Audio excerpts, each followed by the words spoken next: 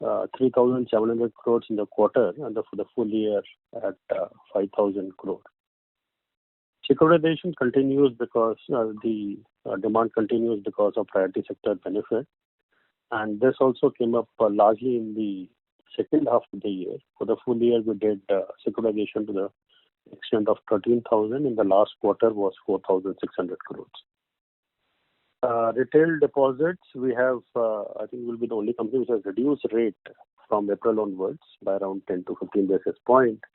That also continues to be very strong, and for the quarter we mobilized 2,300 odd crores in retail deposit. As you are aware, we also did a rights issue in the month of July, August for 1,500 crores.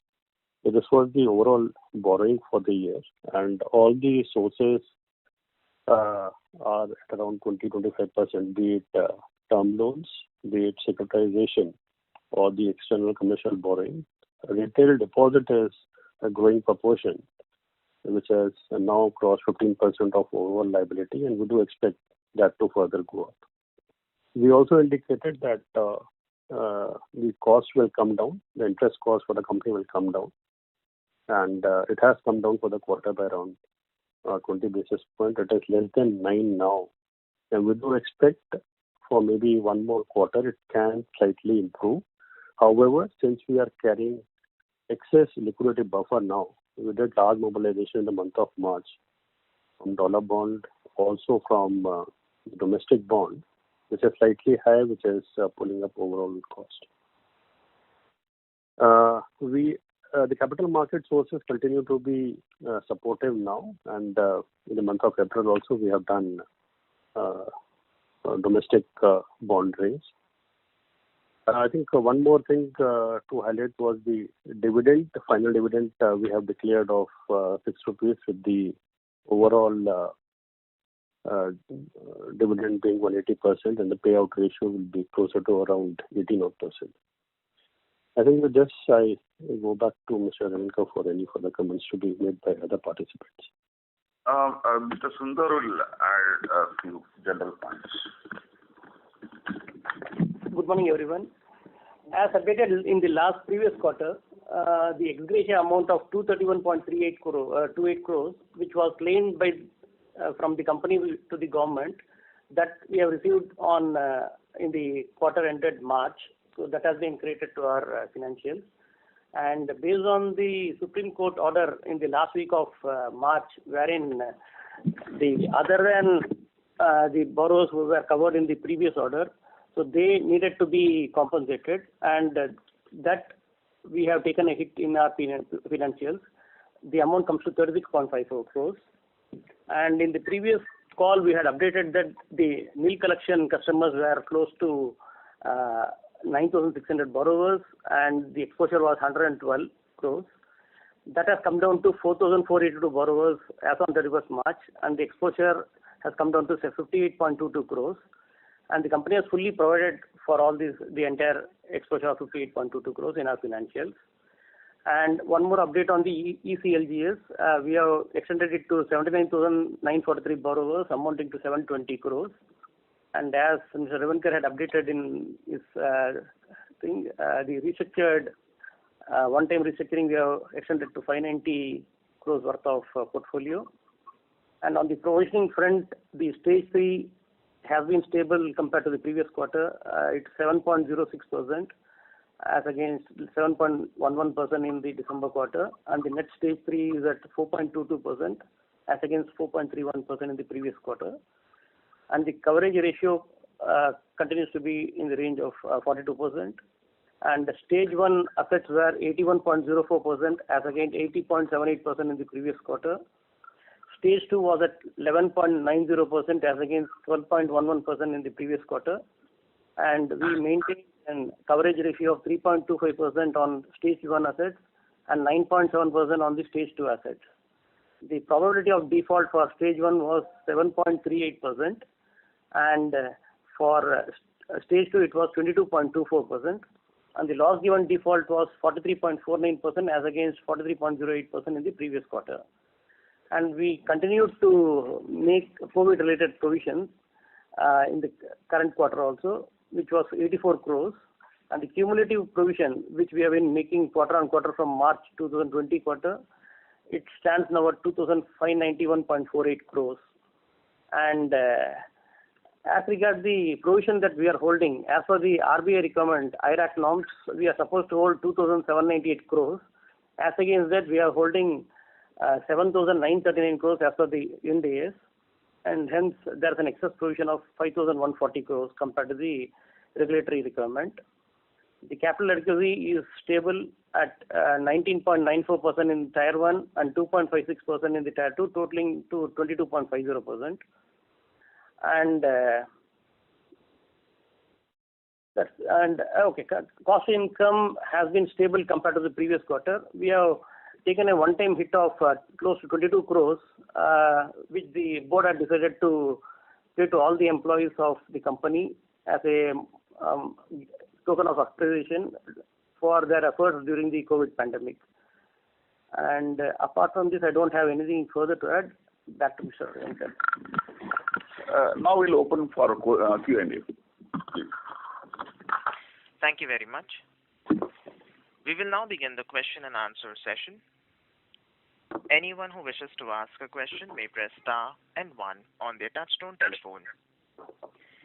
If you wish to remove yourself from the question queue, you may press star and two. Participants are requested to use handsets while asking a question. Ladies and gentlemen, we will wait for a moment while the question queue assembles. Reminder to the participants, anyone who wishes to ask a question may press star and one at this time.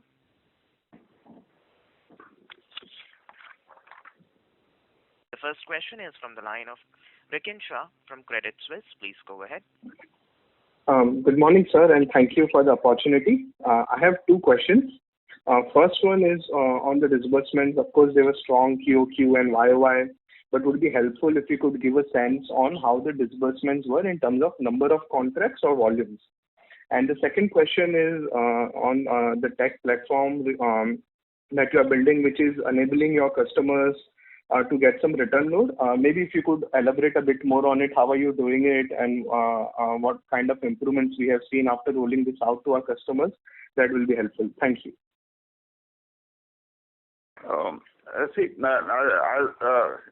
First questions, Mr. Sanjay will be in touch with you, giving the details on numbers.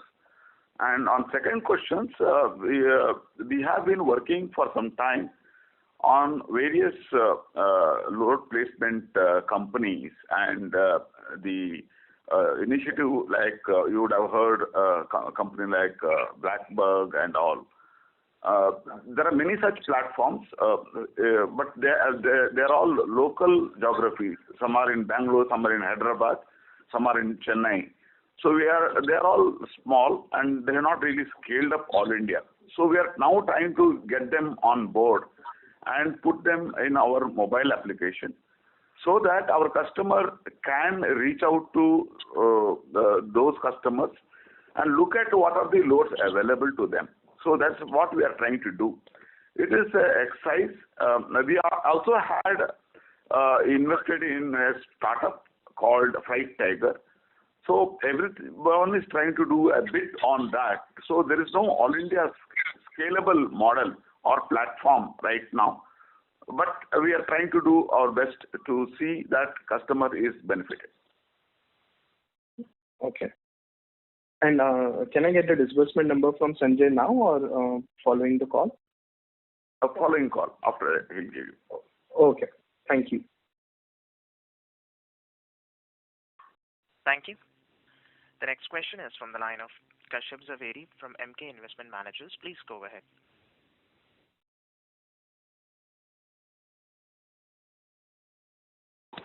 Hello. Your line is in talk. Hello. Hello. Yeah, very good to hear you. Yeah, thank you very much, sir, for the opportunity, and congratulations on really good set of numbers. I have got two questions. One, in your presentation where you have highlighted the collection for quarter 3 and quarter 4 at about 97.48 and 103.31. what would be this number, excluding the overdues on both numerator as well as denominator? This number you can take it from Sanjay post the call. Sure. And second question is in terms of your, initial commentary about the new organizational structure, where now we have appointed regional heads under, the JMD designation. How does that function? Are they responsible for every function in their geographies, or are they responsible only for growth and recovery? Would we still separate? How does it work? They are responsible for all the activities, and they'll also look at new possibilities and new initiatives, including digital initiatives. So they were in the system for more than 25 years. They were handling certain geographies. Now we have given them larger geographies, and also we have given them that freedom to operate on all functions. Plus the new initiative, what we can do. So that's what we are looking at, including this load placement or the fuel credit which we have given, or the tire credit, all those things which we would like to get deeper into the each of the market and make it available for everyone. So even on digitization, whatever best we can do to give a seamless experience to the customer, that also is being worked.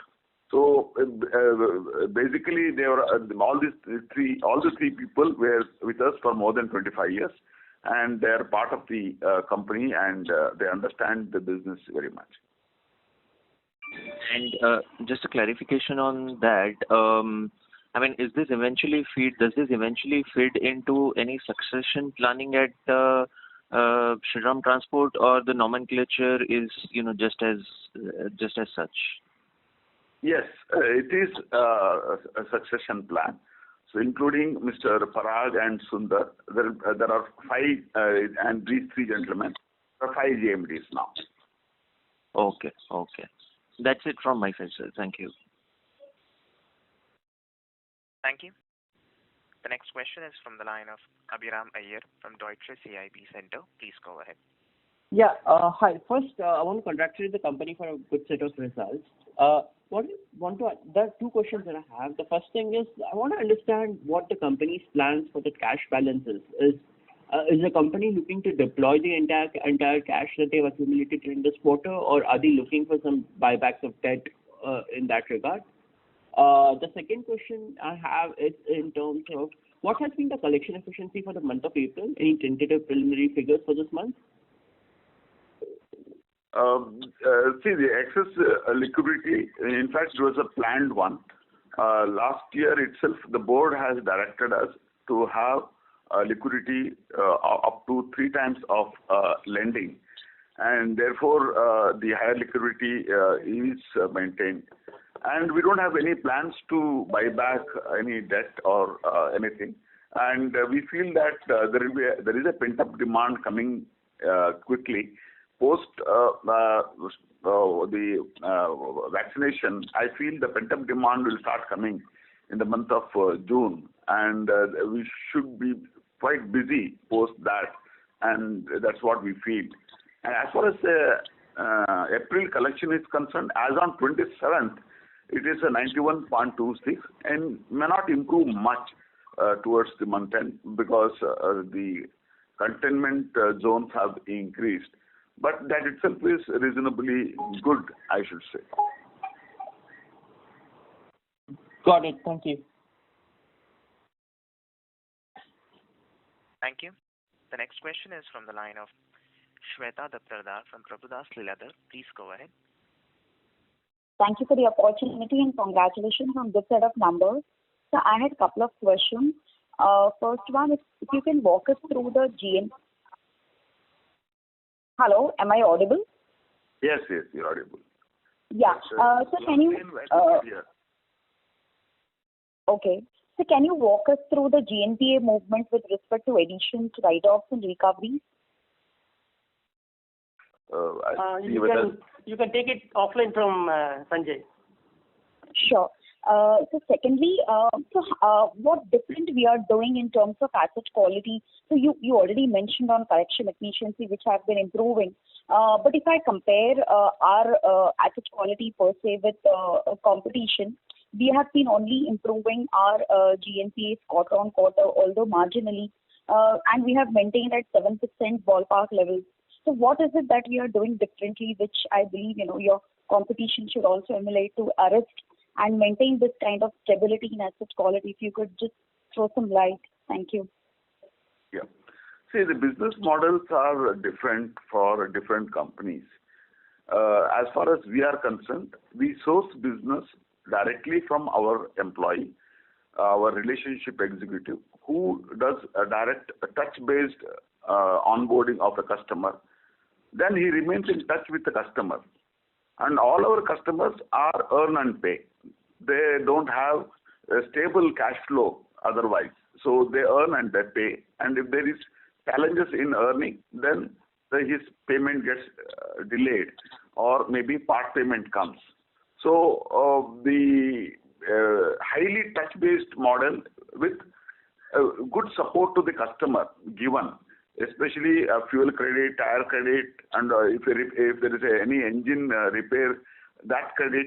So we are accessible to the customer all the time, and anytime he needs any help in getting a further credit, we are giving him. We are not encouraging him to borrow from the market, because the alternative available to my customer, if I don't give him credit, at borrowing at much high high cost borrowing from the market, that will fail his business. So which we are doing which we are trying to help the customer by being in touch with him. So that is really helping us in this difficult time. And our people, even in the COVID time, when they were in touch with the customer, physical contact. But wherever the physical contact was not possible, they were in touch with on mobile and help them in doing digital transaction. So every customer today, we are trying to see whether we can onboard him on a digital platform so that his business can run smoothly, whether he is making the payment to us or we give him any further credit to run his business smoothly. Sure. Thank you. Thank you. The next question is from the line of Praful Kumar from Diamond Asia. Please go ahead. Good morning, sir. Thanks for the opportunity and wishing safety for all employees and people logged in here.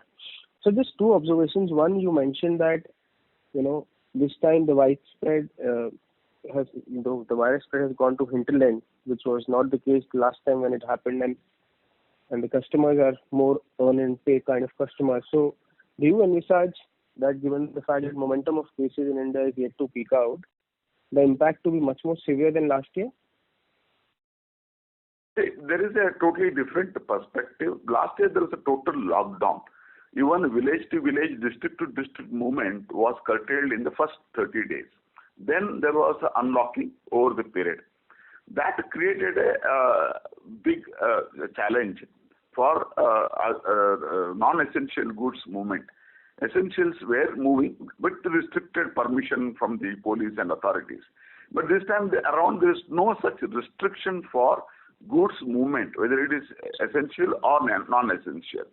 So highways are free. So therefore, I feel the economic impact would be much lower, even though the virus infection to the population and as a percentage to our employee and our customer, that could have some challenge. And as long as the mortality is controlled or within certain small numbers, we should be able to do quite well. Sure, that's good to know. And sir, second question would be on number of employees. As you said that the model is a lot more, akin to being very close to the customer. In the last 3-4 quarters, I've seen the number of employees have gone down by 15% from 28,000 to 25,000. What is the reason of such sharp drop in number of employees? See, we stopped hiring in the last couple of years, and that's therefore wherever there was people left, we did not add people. We were a little careful on our cost. Then also we focused on increasing the productivity. So the entire focus has come on making the digital transaction, which will increase the productivity of both employee and the customer. So that is helping us a lot. But we have started recruiting now. From October onwards, we have started recruiting. We have recruited more than 800 people, and we also take them as apprentices in the first 6 months. So they will not come on the roll directly. Then, so a number of people will be added in the next 2 years. We should go back to 28,000 in the next couple of years, as we are also going to add few branches. Sure. Thank you, sir. One last small question. What is the size of this tire credit and fuel credit in terms of overall size of the book? So how large are these ancillary funding books for you? These are all very short term in nature. It is fuel credit is average 15 days to 20 days, and tire credit are basically 6 months. So the amount will not be as significant. Total insurance and everything put together are 2,720. It is around 2,700 crores, including insurance premium. We help the customer to buy insurance through installment. So that also included. Insurance is 1 year, and the tire is 6 months. Fuel credit is 15 days. So it will not become large portion. So 2,700. So it will be around maximum. It will be 3%, 2 to 3%. Sure. Thank you, sir. All the best. Thank you. The next question is from the line of Anand Bhavnani from White Oak Capital. Please go ahead. Thank you for the opportunity.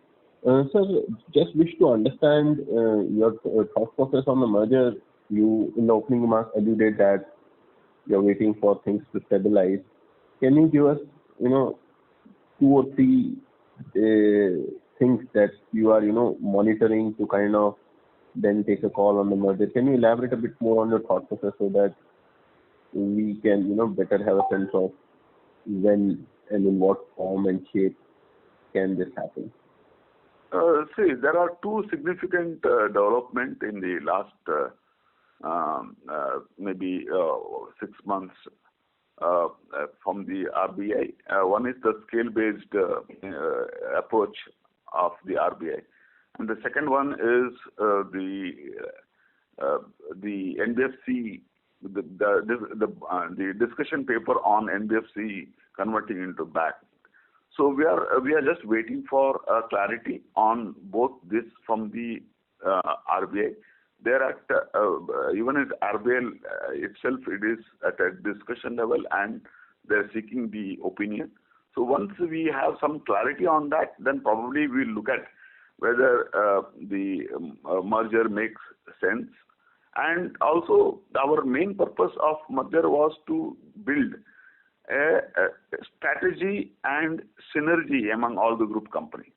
If you have a synergy, if you are able to bring down our cost of operation, or bring down our borrowing cost, or improve our efficiency, improve our productivity, and give better returns to the shareholder, then only we will look at a merger. So that is the total thought process in the group. Sure, sir. But do you have a inclination towards a merger, or you are neutral, or you don't wish to do a merger? So what is your bias? There are obviously synergies given the lines of business are similar. So is it safe to say the natural course of action is to go towards a merger? So, see, right now I cannot comment. There are so many moving factors here. Initially, we thought a merger would make a good sense because we can give better return to the shareholders. But with other development being there, we would like to wait and watch. And otherwise, both the companies have enough scope to grow within their existing business lines. So we are not in a hurry. Sure. And sir, my second question is bit on our dividend policy, just trying to understand a bit better. We did a rights issue early on in the year to kind of raise money. And then at the end of the year, we are having a payout ratio of like 18%. So do you don't see, any growth opportunities? Why did you kind of, feel the need for such a higher payout ratio, given that you raised money just about 7-8 months back? So can you kind of reconcile the two actions? One was to raise money issue rights issue, and second is to pay out a very relatively higher payout ratio among the financial services companies in this particular year. There is no link between raising equity and higher payout ratio. We feel that any company which is doing well has to have a good payout to the shareholder, because shareholder not only looking at appreciation, he also looks at dividend. So that is one part. And as far as the rights issue is concerned, during the first COVID wave, we wanted to have additional support, because the rating agencies and lenders, they also wanted to know company's ability to raise the equity at that kind of situation, because when everything is fluid, the rating agencies and the lending institution, they would like to see the confidence of the shareholders. So that's the reason we went into the market and raised rights, and it was our shareholders participated very enthusiastically, I should say, and that really helped us to uplift the mood of the lender and the rating agency, and that's reflected in the rating agency now going back on their negative watch and putting it as a stable. Thank you. Then, sir, my last question. You alluded to one of the questions by the participant that the 8 joint managing directors is a part of a succession plan that is now being put into play.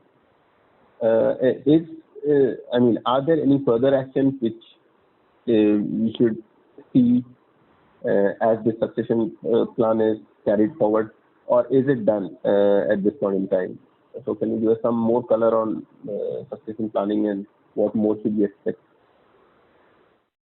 The succession plan is something which we start working on. We are now started working on. So there are 5 JMDs now.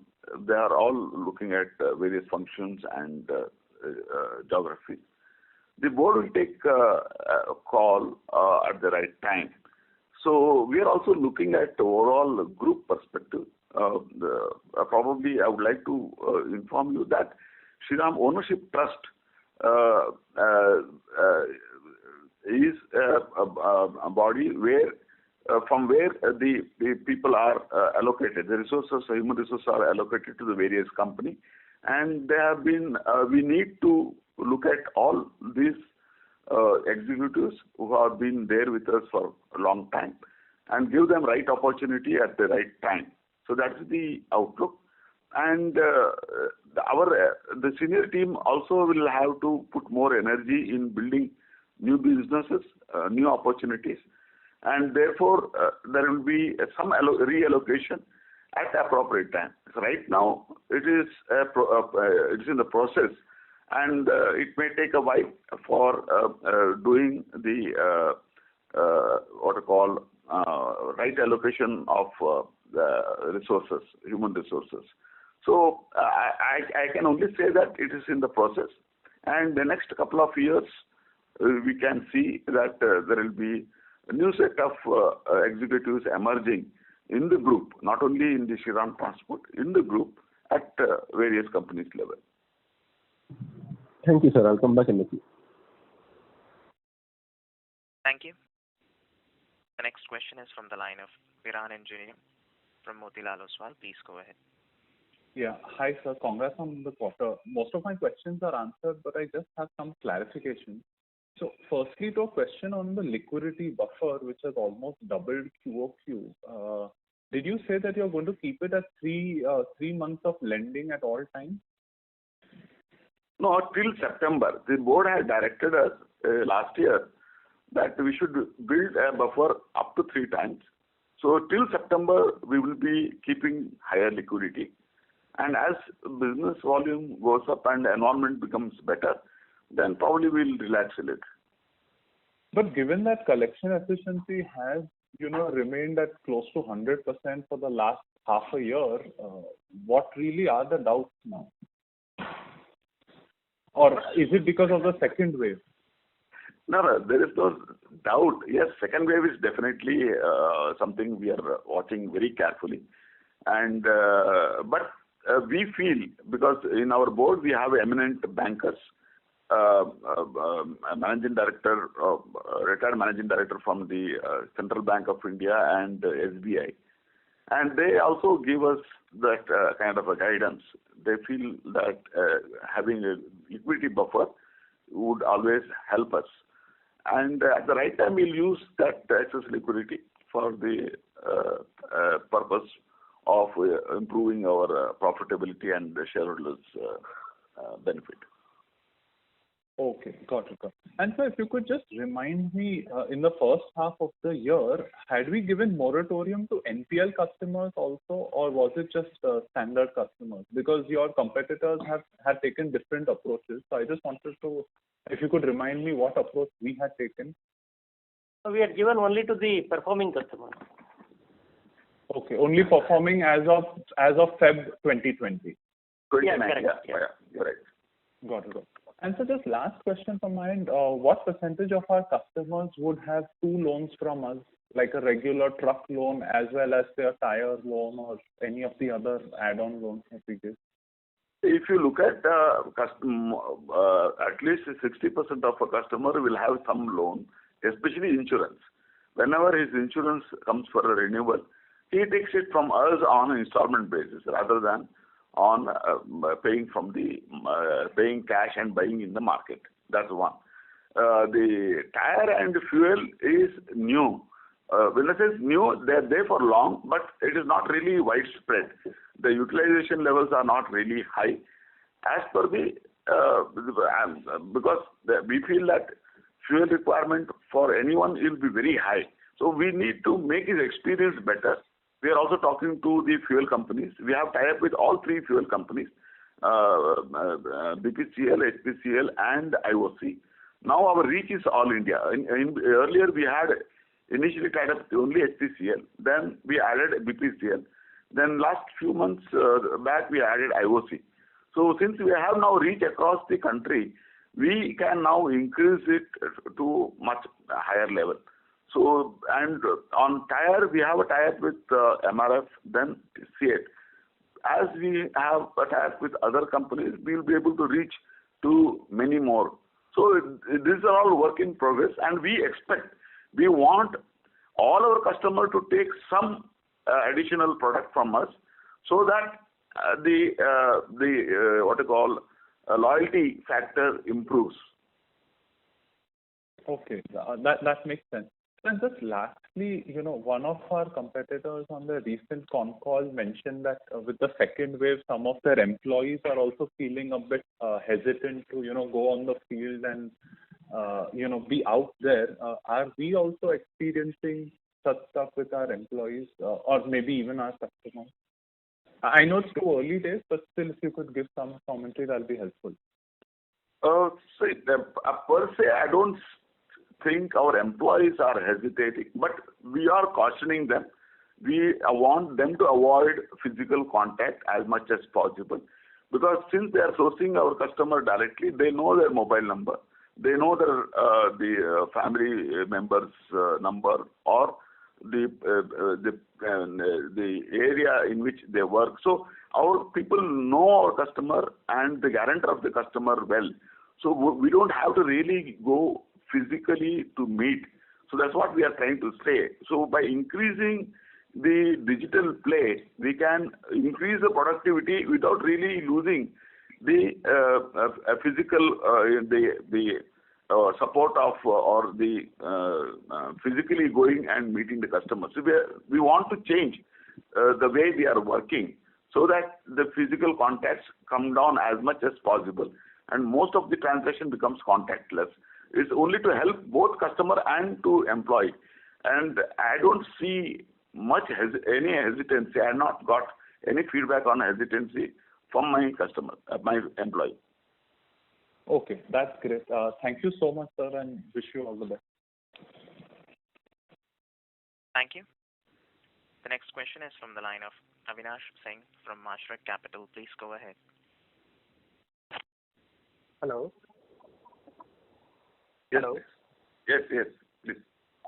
Thank you, sir, for taking my question, and congratulations on the good set of numbers. I could see that there is a lot of traction the company is gaining from the rural side of the business as compared to the urban. So, sir, can you provide any commentary related to the same? Why there is a good traction on the rural side as compared to the urban side of the market?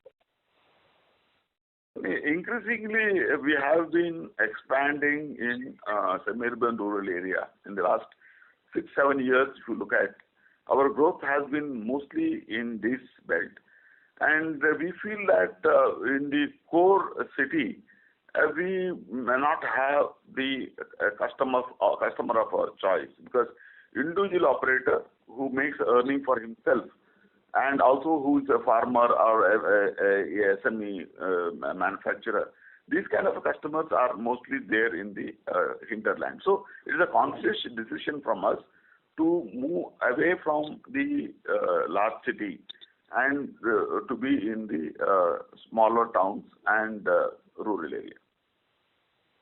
Is it also to say that rural customers are more disciplined as compared to the urban customers? Have you seen any trend related to the same? No, what we feel is that rural customers, more than disciplined, it is easy to reach them. They don't go beyond their geographical limits. So we can easily reach out to them, meet them. So approach is much easier than in the urban areas, because urban areas people move houses and people also move places very fast. So it becomes a little challenging certain times. So in the rural, you don't have that kind of issues or challenges. Okay. So how many branches you are planning to add in FY22? 22, we will add another 150 branches. We have that 800 rural centers, which as and when we are able to scale it, we will add it to the branch. Okay. And sir, just one follow-up question. Just wanted to get the numbers on the NPLs, like how much is the write-off, how much is the fresh slippages, and other numbers. If you can provide those numbers. Sundar, is it ready? It is there, okay. Write-off is 7, 1 second.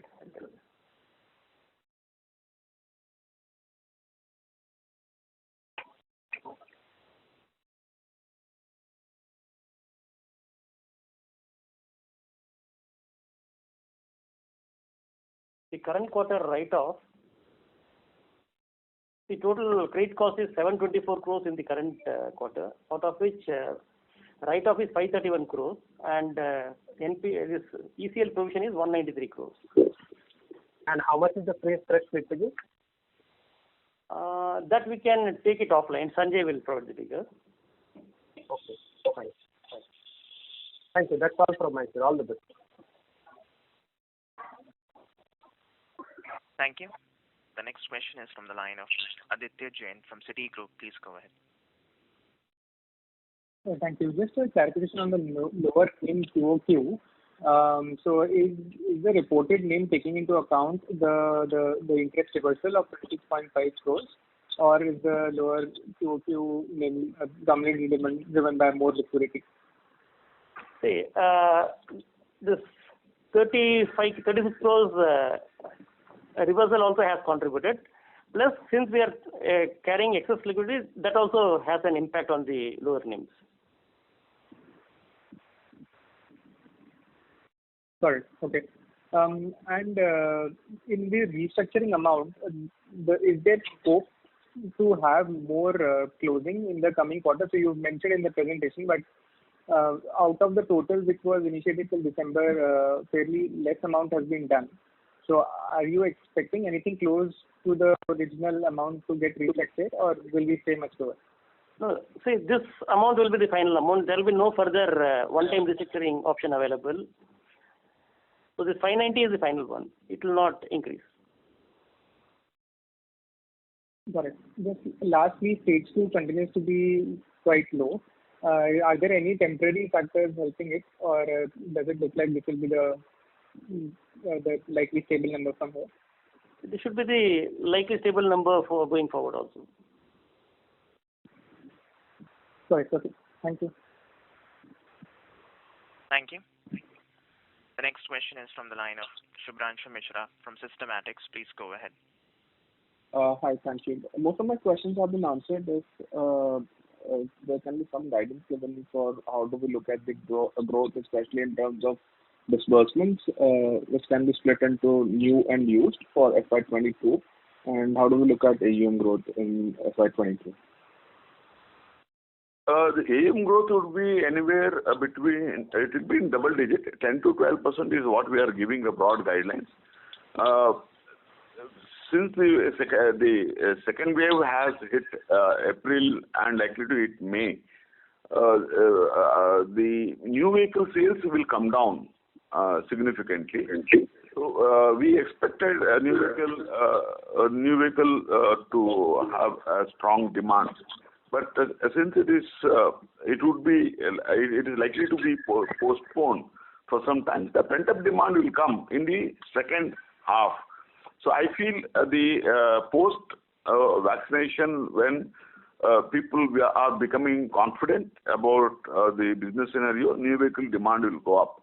So our disbursement would remain broadly in the range of our third quarter disbursement, wherein our disbursement was around 300 crores for new vehicle and around 12,000 crores for used vehicle. So that should be the range, is what I feel in the first two quarters.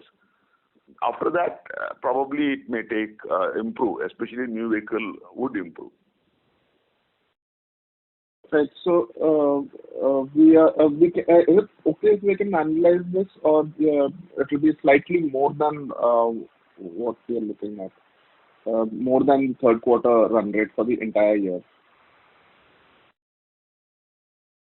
I did not get you. So third quarter, you asking us to basically analyze it for FY22, if I get it right. Yeah. Third quarter number, I feel like that should be the number for first two quarters this year, around, and then probably improve in the third and fourth quarter. Sure, sir. And also, my last question would be around OPEX. We have the lowest cost vehicle financier in the NBFC space versus most of our competitors. So, what is the secret sauce behind it, sir? I mean, how are we more successful with such a large book and a large workforce of almost 25,000 people?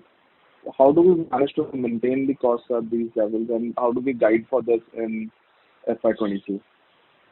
See, as of now, we don't have any outsourcing of any business, any activity. Therefore, we are able to manage everything in-house at much lower cost. And we also take fresh graduates and train them. And that also reduces the cost. If you take from the market, then the cost is high. And also the productivity level will be almost same. So since we take people, fresh graduates, start them as an apprentice and slowly graduate them, So we are able to manage at a very cheap cost, a very low cost. Plus, I should say that not giving any sourcing fee or outsourcing any other activity is helping us to manage at a low cost. Right, sir. And guidance for FY22, sir, for OPEX or any kind of OPEX nature? There will be a marginal increase in cost-to-income ratio, which is 22 now. It may go to 23 or 24 at the max because we are hiring more number of people, and that is the only reason for the increase in OPEX, because otherwise it will not go more than 24% cost-to-income ratio. Sure, sir. Thank you so much for your time, sir. Best of luck. Thank you. The next question is from the line of Umang Shah from HSBC Securities. Please go ahead. Yeah, thanks for the opportunity and congratulations on a good quarter, sir. So we have exited FY21 on a very strong note, both on growth and in terms of provisions. Clearly, we are very well provided now.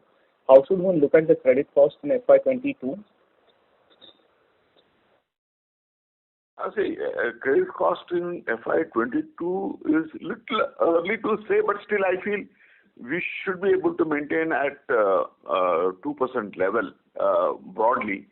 But if we have to give a higher provision, because whatever we needed to make provision for the older portfolio, last year's portfolio, which is done.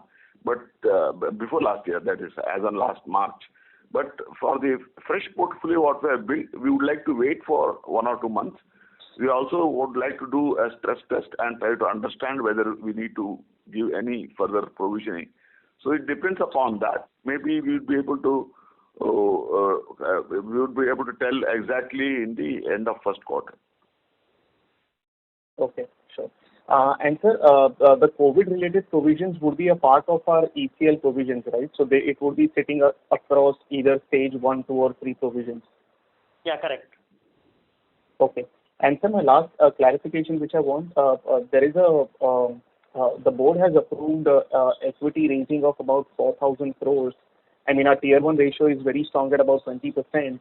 So is it just an enabling approval, or do we intend to raise equity in FY22? It's just enabling, that's all, for any opportunities or any requirement at that time. Okay, all right, great. Thank you so much and good luck for future quarters. Thank you. Thank you. The next question is from the line of Nishant Shah from Macquarie. Please go ahead.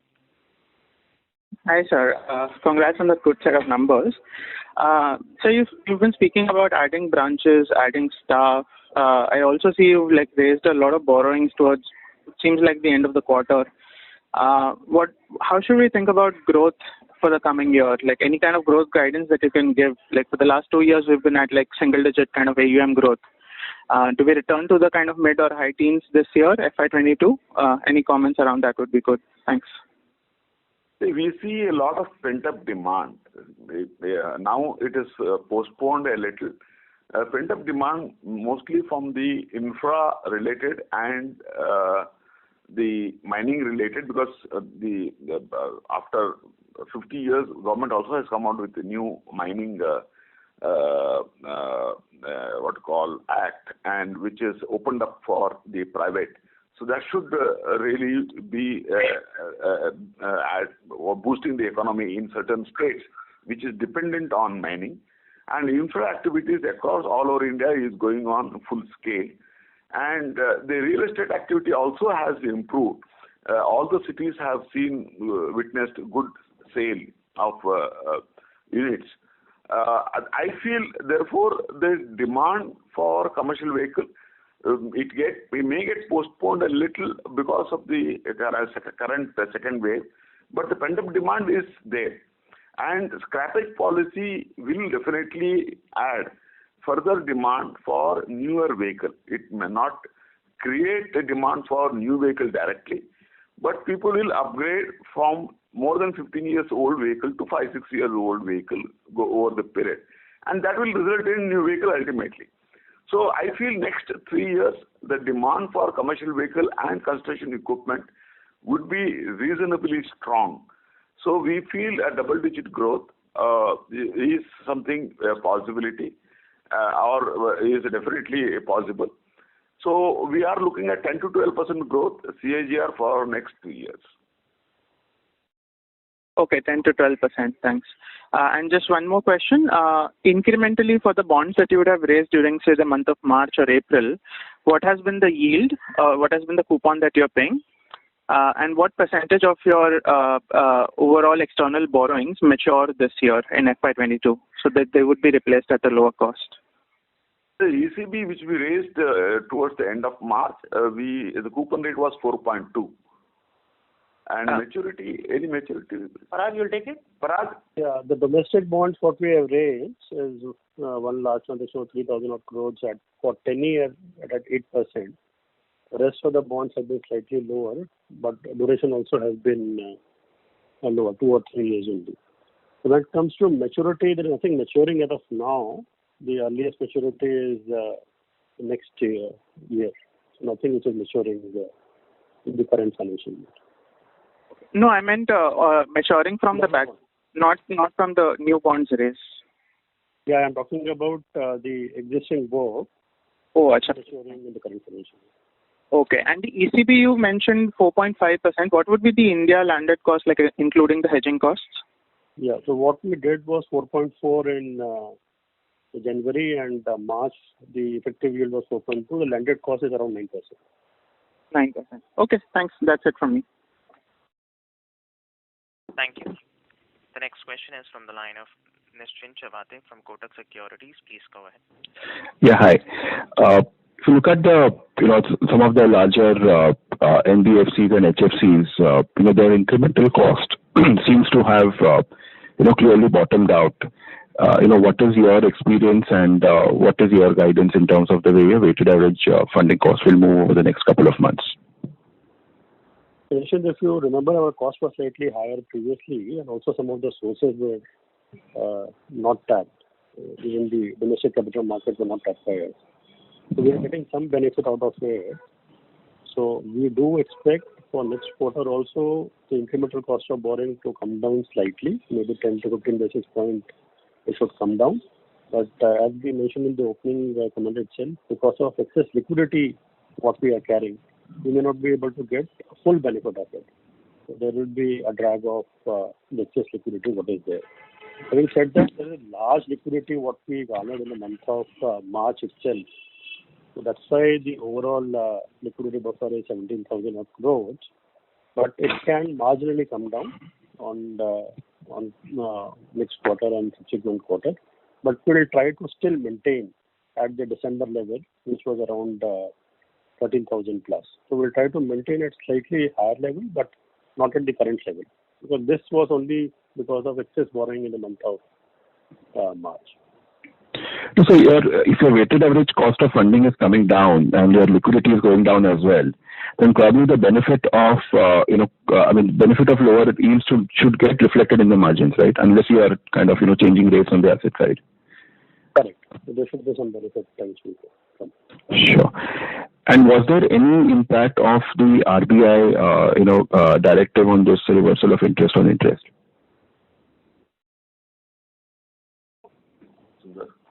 We have taken a hit of 36 crores in the quarter ended March.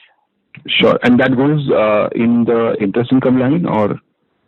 It comes in the interest income line. Okay. Perfect. Thank you very much. Thank you.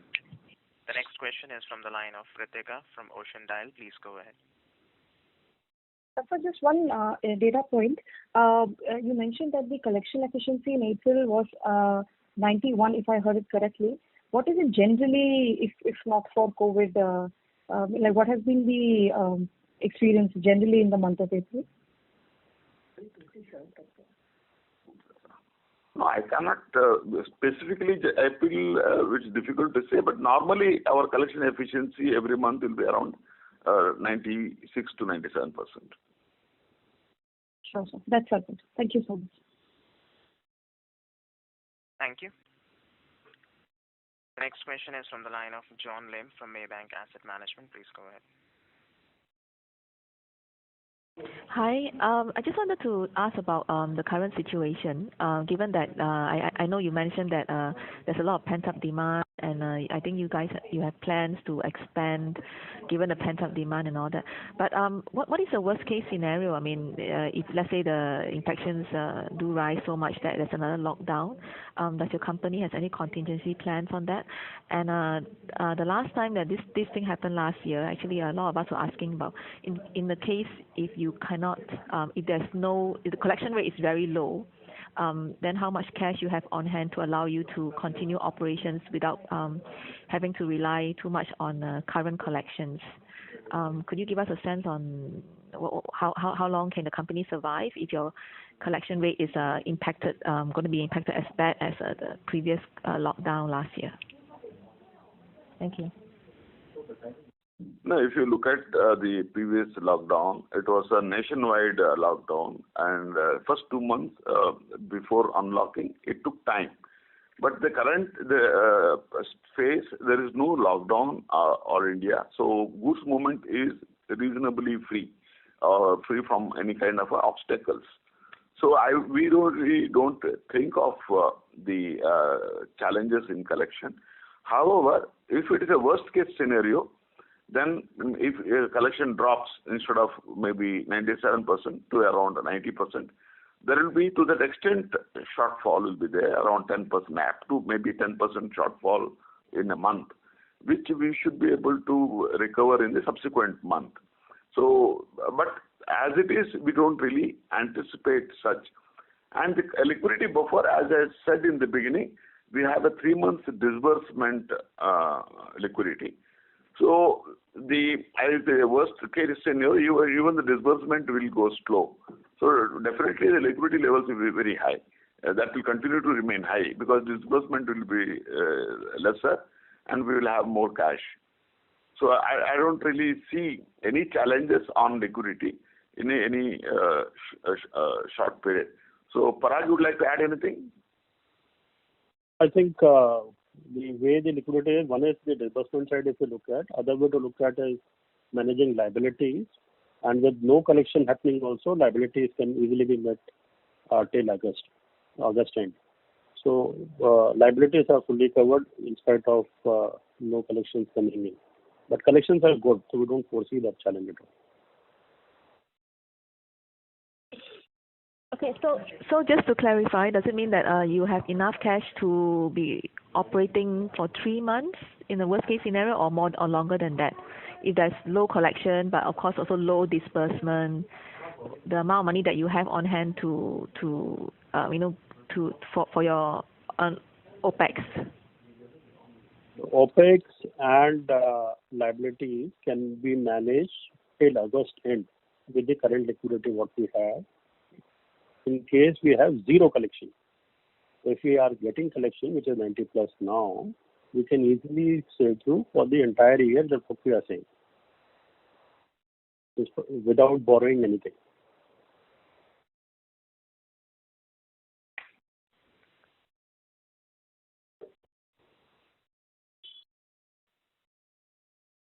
Okay, thank you. Thank you. Ladies and gentlemen, that was the last question. I now hand the conference over to Mr. Umesh Revankar for closing comments. Yeah, thank you. We feel that with the vaccination drive and everyone getting vaccinated, we should be, even with the one jab by May end, we should be able to sail through very comfortably. When I said one jab, I'm talking about my employees and customers, whom if that set or group we are able to get one and complete the second jab by June, July, we should be easily able to run the business as efficiently as last quarter. And this year we should be able to really see growth is what I believe strongly, because pent-up demand is visible, which got postponed, and it is always possible to catch up. So with this, we would like to meet very optimistically in the next quarter call. Thank you very much for joining. Thank you. Ladies and gentlemen, on behalf of Shriram Transport Finance Company Limited, that concludes this conference call. Thank you for joining us, and you may now disconnect your lines.